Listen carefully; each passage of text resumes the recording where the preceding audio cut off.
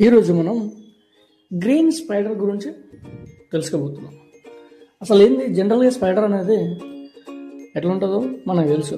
మొత్తం బల్లిపాదులు పట్టేస్తే నువ్వు ఆ ఇంట్లో లేవు అనుకో, మొత్తం ఒక అరుంధతి అండ్ చంద్రముఖి రూమ్లోకి అయిపోతుంది. కానీ ఇక్కడ మనం చూస్తుంది గ్రీన్ ఉంది. మరి ఇది ఎక్కడి నుంచి వచ్చింది? ఎక్కడి నుంచో రాలే. ఇది చెట్ల పైన ఉంటుంది. మరి చెట్ల పైన ఉంది కాబట్టి అది గ్రీన్గా ఉంది. ఎందుకు చెట్ల పైన ఉంటే గ్రీన్గా ఉండాలి అంటే ఏదన్నా అదర్ యానిమల్ దాన్ని తినడానికి వచ్చినప్పుడు అది దాక్కోవాలంటే దాక్కోలేదు. కాబట్టి ఆ చెట్లలో కలిసిపోవడానికి దాని శరీరం కామోఫ్లేజ్ అంటే మన సరౌండింగ్లో మన శరీరం కలిసిపోవడం. ఇప్పుడు ఆర్మీ జవాన్స్ ఉంటారు, వాళ్ళు ఏం చేస్తారు?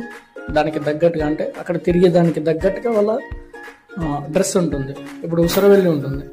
మరి ఇది గడుస్తే నువ్వు కూడా మన స్పైడర్ మ్యాన్ అవుతా అనుకుంటున్నావు? అస్సలు కాదు. అది కూడా గర్వదు. ఏదో చెట్ల ఆకుల పైన రసాలను పీల్చుకొని బతుకు ఒక చిన్న జీవి. సో అవి ఎక్కడన్నా కనిపించినా ఎక్కడ పడతావు ఎక్కడ చంపకండి.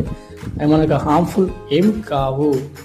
సేమ్ అవి కూడా ఒక నెట్ లాంటిది ఫామ్ చేసుకొని వాటిపైన చిన్న చిన్న దోమలు కానీ ఈగలు కానీ పడ్డ వాటిని తినేస్తాయి. Thank you.